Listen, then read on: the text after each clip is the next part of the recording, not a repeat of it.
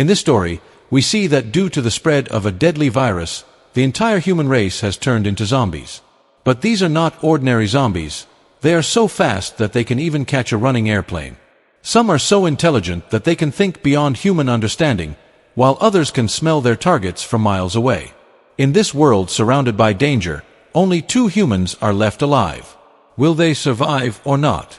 Let's find out in today's story. The story begins with a boy sitting in his room watching cartoons on TV when suddenly the signal goes out, and an emergency broadcast appears on the screen. The news wipes the smile off his face. The TV announces that a highly contagious virus has spread across the world, turning infected people into terrifying zombies within minutes.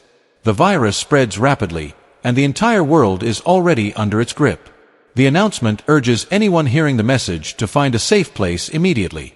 As the boy listens, he suddenly hears strange noises from the upstairs room. His heart starts pounding. He slowly climbs the stairs and discovers that it was just a prank by his older sister. After that, both kids go to their mother's room, where they find her looking extremely worried. She's on the phone with her husband, who is a pilot, telling him about the situation. Her husband explains that the virus is spreading uncontrollably everywhere and warns them not to wait for him at home. He tells them to leave the city as soon as possible and find a safe place. He reassures his children, saying, "Don't worry, nothing will happen to you. Your mom will keep you safe." He then shows them the lucky bracelet on his wrist, the one his daughter Abigail made for him, which makes her smile. Meanwhile, their mother hurriedly packs up supplies. But soon, they hear terrifying screams from outside. She rushes her children out of the house. Just as they are about to get into the car, a zombie attacks their mother. Terrified, little Abigail hides under the car and watches helplessly as her brother and mother are killed right before her eyes. The zombie doesn't notice her and leaves. Shaking with fear, Abigail then sees her mother transforming into a zombie. Her zombie mother spots Abigail and starts moving toward her. But before she can attack, a man suddenly appears, like an angel, and shoots Abigail's mother, saving her life. Moments later, they notice that Abigail's younger brother is also turning into a zombie. The man gently tells Abigail to cover her ears and then shoots her brother to end his suffering. 10 years later, the scene changes. Humanity has been completely wiped out by the virus. Once bright cities now lie in ruins. Almost all humans are either dead or turned into zombies.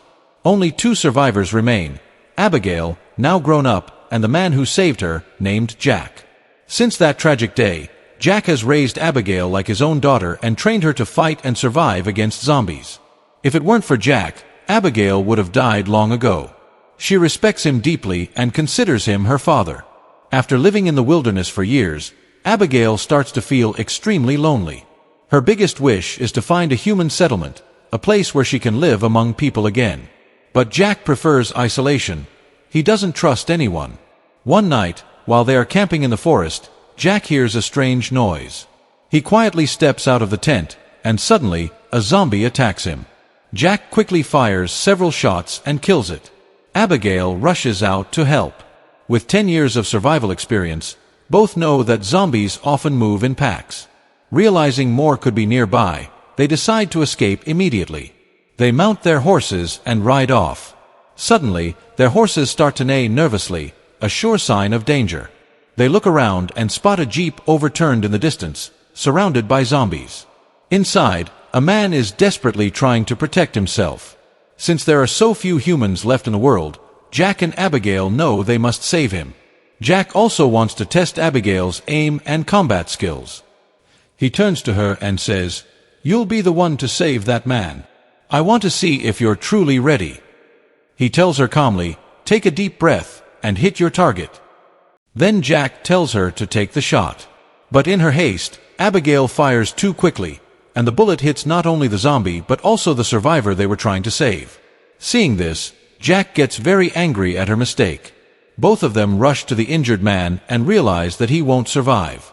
So Jack decides to end his suffering himself, fearing that if the man was bitten, he could soon turn into a zombie and become a threat to them. Afterward, they start taking all the useful supplies from the dead man's car. Jack even takes his shoes. But just as he puts them on, several armed men appear, the dead man's companions, and surround Jack and Abigail from all sides. One of the men notices the shoes Jack is wearing and immediately suspects that they killed his friend to steal his belongings. The group gets ready to kill them both. But before they can act, a pregnant woman steps out of a vehicle and tells her people to let Jack and Abigail go. At that moment, Jack's black horse begins to neigh loudly, warning them of danger. The next second, they hear a terrifying roar from the nearby forest, and a massive horde of zombies comes charging toward them like a storm. The zombies are so fast that no one gets time to escape. Everyone draws their weapons and begins to fight back. Though they are armed, the zombies' numbers are overwhelming. One by one, members of the group are bitten and killed. The remaining few have nowhere to hide. Soon, only a handful are left alive. One strong man gets bitten and, realizing his fate, tries to shoot himself, but his gun runs out of bullets. Now, everyone knows they can't win this fight. Abigail quickly helps the pregnant woman into the vehicle, where her husband, David, is already sitting. Jack jumps into the driver's seat, starts the engine, and speeds away from the chaos. Out of the entire group, only these 4 survive. The rest are devoured by the zombie horde. Meanwhile, among the zombies, a dark-faced one sees his fellow creatures being killed and roars furiously, leading the chase. Inside the car, as they drive away, Jack asks the woman who she is and what they were doing there. She explains that they were on their way to a place called Shiptown, a safe zone where some humans still live. It's said to have all the facilities needed for survival, a place where they can finally live a normal life again. Hearing this, Abigail's face lights up with hope. This is exactly the place she's dreamed of finding. But Jack doesn't believe her. He says, "There's no such colony. I've been wandering these lands for 10 years, and I've never seen anything like that." Suddenly, their car breaks down in the middle of the road. David, the pregnant woman's husband, gets out and says he's a mechanic and can fix it. But without tools, the repair is impossible. So they decide to leave the car behind and continue their journey on foot. After walking for many kilometers, they reach an abandoned housing society. Tall buildings still stand, but the air is filled with eerie silence, the silence of death. The group carefully searches the area for danger. When they find nothing suspicious, they decide to spend the night there. That night, they light a fire and cook some food. Abigail, excited about Shiptown, starts talking with the pregnant woman, asking her questions about the place. The woman tells her that they've already made radio contact with the people living there. It's a beautiful, peaceful place where humans live freely. Hearing this fills Abigail's heart with joy and hope. Meanwhile, Jack goes outside to set traps around the area so that if zombies come close, they'll be alerted immediately. When he returns, he pulls out a map and explains the plan. He'll escort Megan, the pregnant woman, and David for a while, and then they'll part ways to follow different routes. But Abigail doesn't agree.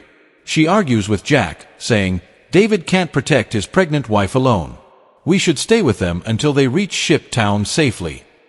Jack insists, "We need to be smart. The more people we travel with, the more danger we attract." Upset with Jack's decision, Abigail storms off without saying another word. Neither of them realizes that the dark-faced zombie has already tracked their scent and found their vehicle. The next morning, Abigail sits on the rooftop, looking at an old photograph from her childhood. Suddenly, she hears a rustling sound coming from the trees below. Abigail hears a rustling sound. She immediately realizes that the zombies have entered the building. She runs downstairs to warn everyone, but a zombie spots her and starts chasing her. Abigail tries to escape by running up the stairs. She manages to push the zombie off balance and it falls down, crashing hard. But in the process, she also loses her balance and nearly falls.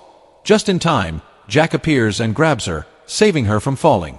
Moments later, the dark-faced zombie arrives with his horde, having tracked them down to the place where one of their kind was killed. But many of them get caught in the traps Jack had set earlier, and a number of zombies are blown up in the explosions. Hearing the sound of the blasts, Jack realizes that the zombie horde has reached the spot where they spent the previous night, and they're still following their trail. Fortunately, by that time, Jack and the others had already left that area and moved ahead. While traveling further, Abigail remembers that not too far from there, there's a small airport where her father used to work. She suggests going there, thinking they might find a plane that could take them safely to Shiptown. Jack, however, disagrees, saying that an airport is an open area. If zombies surround them there, they'll have no escape route, and it's unlikely any plane would still be usable after so many years. But after Abigail keeps insisting, Jack reluctantly agrees. When they reach the airport, they find it deserted, no aircraft in sight. Jack turns to her and says, "See? I told you. There's nothing here." But as they explore further, they find a small garage. When they open its doors, to their surprise, there's a small airplane inside. Their faces light up with joy. It feels like hope has finally returned. However, the plane hasn't been used in years. David, being a mechanic, examines it and says, "It just needs a few fixes. Give me 10 or 15 minutes." While David works on the plane, Jack and Abigail search the airport for useful supplies. Then, through a pair of binoculars, David spots a massive horde of zombies approaching fast. They'll reach the runway in minutes. David runs back, shouting for Jack and Abigail to hurry. "We have to start the plane right now, or we're dead." Abigail jumps into the pilot's seat and starts flipping through the old manuals. Since her father was a pilot, she remembers some basic controls he had taught her. Meanwhile, Jack starts shooting the zombies, trying to hold them off. Abigail somehow manages to start the engine, but by then, the zombies have already reached the runway. They run at terrifying speed, and one of them even reaches the plane's door. Jack shoots it just in time, freeing the plane as Abigail gains control of the flight. The plane begins to move, gathering speed, and finally takes off into the air. Inside, everyone cheers in relief. They're finally on their way to Ship Town. But the joy doesn't last long. After flying for a short while, smoke starts coming out of the engine. The plane hadn't flown in over 10 years, and the strain causes the engine to explode. The aircraft begins to descend rapidly. Thinking quickly, Jack steers the plane toward a cluster of trees and performs an emergency crash landing. The impact injures them slightly, but miraculously, everyone survives. The plane, however, is completely destroyed. Now, they have no choice but to continue their journey on foot once again. After walking for several miles, they come across an abandoned railway station. It's already dark. They carefully scout the area, no zombies in sight, so they decide to rest there for the night. Checking the map, they realize they're now only 2 days away from Ship Town. That night, the pregnant woman, Megan, approaches Jack and thanks him sincerely. "If it weren't for you," she says, "we would have never made it this far." Hearing her words, Jack feels a connection, a flicker of empathy he hasn't felt in years. He opens up and tells her his story, that 10 years ago, when the virus first broke out, he had to kill his own wife after she turned into a zombie and attacked him. Since then, he's felt dead inside, with only Abigail keeping him human. He promises Megan that his new mission is to make sure she reaches Ship Town safely. Her eyes fill with gratitude. Meanwhile, David sits alone, a gun pressed against his head. He's been hiding a bite wound on his leg from a zombie attack. The wound is small, so the infection is spreading slowly, but he knows it's only a matter of time. He decides that once he ensures Megan reaches Ship Town safely, he'll end his own life before he can hurt anyone. The next morning, the group continues their journey. Along the way, Jack starts noticing David's strange behavior, the sweating, the fatigue, the trembling. Suspicious, he pulls David aside to a deserted spot, away from Megan and Abigail. Jack lifts David's pant leg and sees the bite mark. It confirms his fear. David is infected. Jack looks at him and says coldly, "Tell me, do you want to end it yourself, or should I do it for you?" David looks down and quietly says, "I won't hurt anyone. If it comes to that, I'll do it myself." Jack studies his eyes for a moment, then reluctantly lets him go. Night falls, and while walking, they spot a small house in the distance. Jack raises his gun and slowly moves forward. Suddenly, a bright light flashes, and a voice comes from a loudspeaker, "Put your weapons down, or you'll be riddled with bullets." They immediately realize that there's a human inside. Abigail steps forward and says, "We don't mean any harm. We just need help." A man steps out of the house and says, "You can have plenty of food and stay here tonight, but on one condition. You must leave all your weapons outside." They agree, drop their guns, and follow him inside. The man welcomes them warmly and introduces himself as a scientist. He tells them that he lives alone here by choice. "I could have left if I wanted," he says, "but places like this make it easier for me to continue my research." He serves them an amazing meal, real food, something they hadn't eaten in years. Everyone digs in hungrily, almost in disbelief.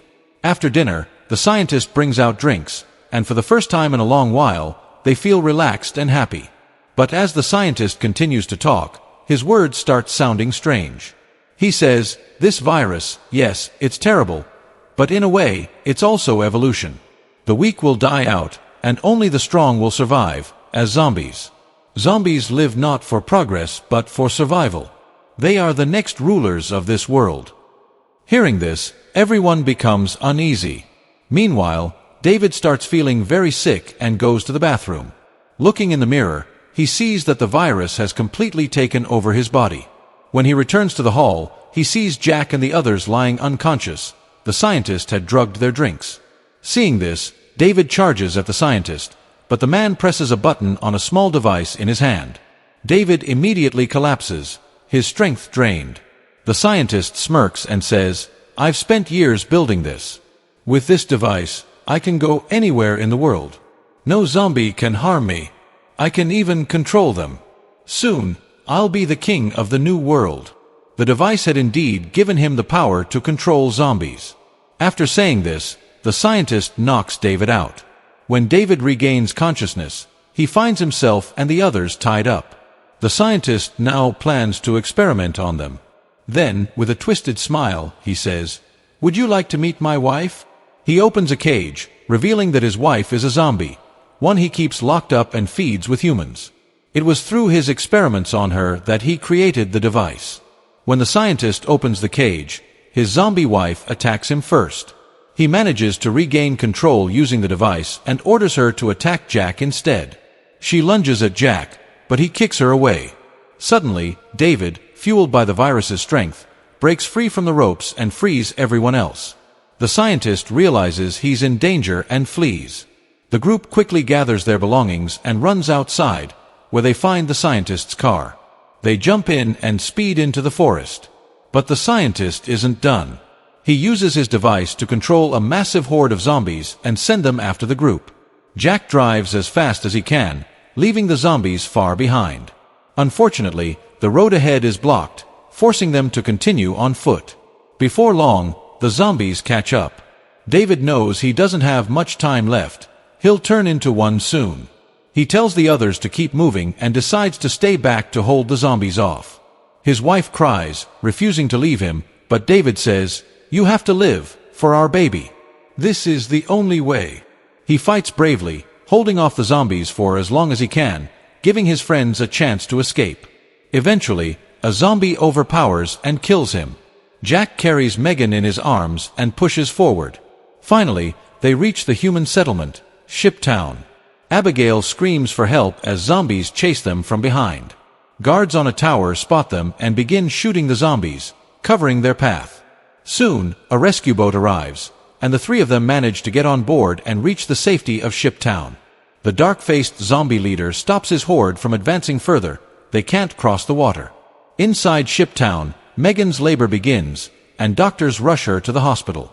By morning, we see the place, a floating city made of connected ships surrounded by water. Jack tells Abigail they should leave soon, but she refuses.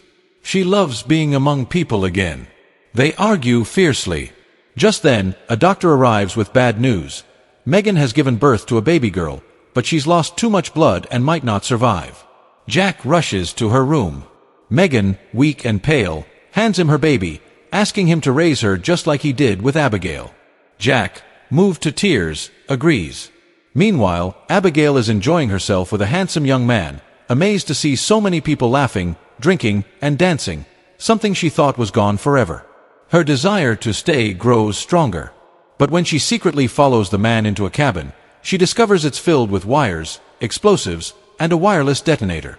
When she touches the switch, the man rushes in and explains that bombs are planted beneath Ship Town, a failsafe to destroy the place if it's ever overrun by zombies. But that moment arrives sooner than expected. The scientist, furious, has arrived at Ship Town.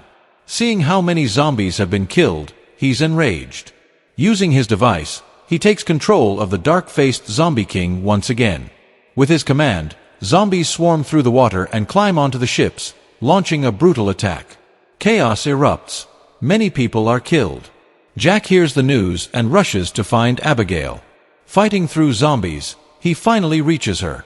But then, the scientist appears and punches Abigail to the ground. Jack charges toward him in rage, but a zombie knocks him into a water tank. The scientist jumps down too, ready to finish him. He kicks Jack, knocking him down again.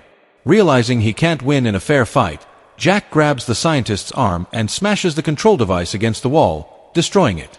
The scientist loses his power over the zombies and is soon torn apart by his own creations. Meanwhile, survivors begin escaping through a tunnel leading to the other side of the river. When the time comes to detonate the bombs, the handsome man hesitates. Abigail is still inside. Jack and Abigail run for their lives, but the zombie king catches Abigail. Jack strikes the zombie's head with a wooden plank, knocking it down. As Abigail looks closer, she notices a bracelet on the zombie's wrist, the one she made for her father as a child. Her eyes fill with tears as she realizes the horrifying truth. The zombie king is her father. Jack pulls her away, shouting for her to run. Seeing them escape, the handsome man finally presses the detonator, and the entire ship town explodes into a giant fireball. But the battle isn't over yet. The camp leader stumbles in, clutching his neck. He's been bitten. The dark-faced zombie king has survived the blast and attacks again. Jack fights with all his strength but starts to lose. Abigail picks up a gun, trembling. She knows who the zombie is, her father, but she also sees that he's about to kill Jack and everyone else. With tears streaming down her face, she pulls the trigger and shoots the zombie king. Jack and Abigail embrace as the last flames fade in the distance.